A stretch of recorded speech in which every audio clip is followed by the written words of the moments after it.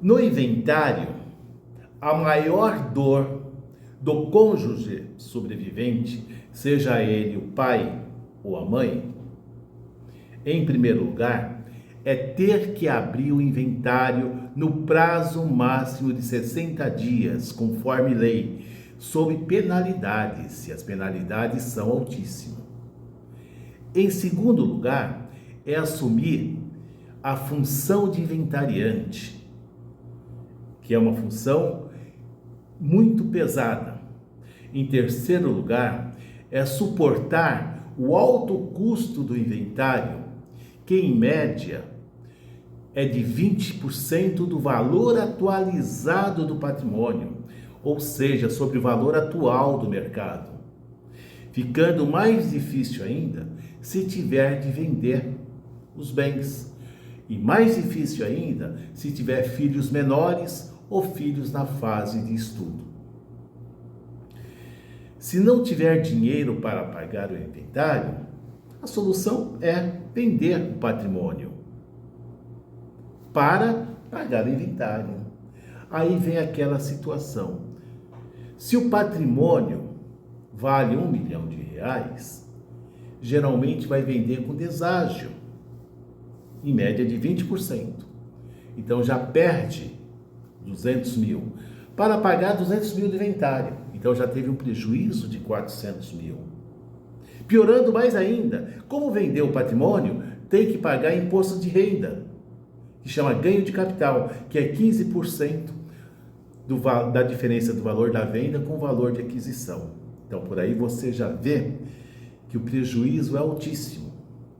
Com isto, eu posso lhe garantir que o inventário dilapida o patrimônio da família.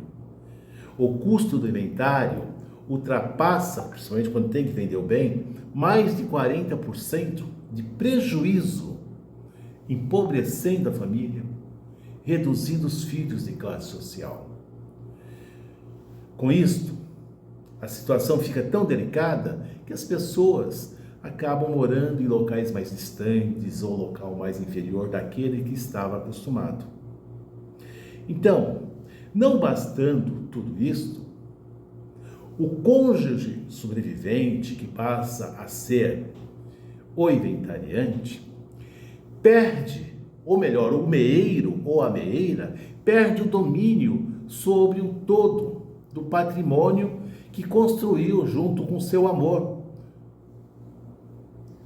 E ao perder este domínio do todo, é uma situação delicada para quem construiu, trabalhou, sofreu, suou para poder sustentar a família. E aí vem a parte ainda mais triste.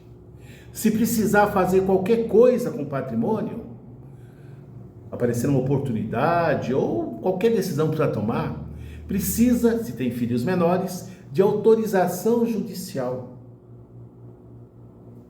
Muitas vezes, perdendo até oportunidades.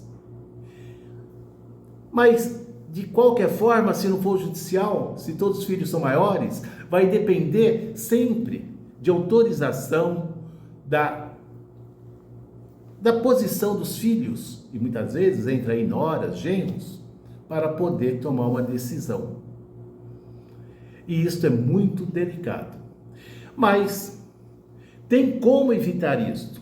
Tem como evitar isto. Que não era divulgado antes, mas sempre teve como mudar isso. Através do planejamento patrimonial e sucessório da família. Onde, em vida, o casal monta o seu planejamento patrimonial e sucessório através da saúde familiar, para evitar esses dissabores, com uma posição positiva, que quando você faz o planejamento patrimonial através da saúde familiar, você passa a proteger seu patrimônio em vida. E a partir do momento que não estiver mais aqui, seja um ou outro, não vai precisar passar por esses dissabores que eu apresentei. Espero que tenha clareado para você e que essa informação, sendo importante para você, encaminhe para mais pessoas para tomar ciência disso. Porque o prejuízo, como você está vendo, é muito alto para a família brasileira.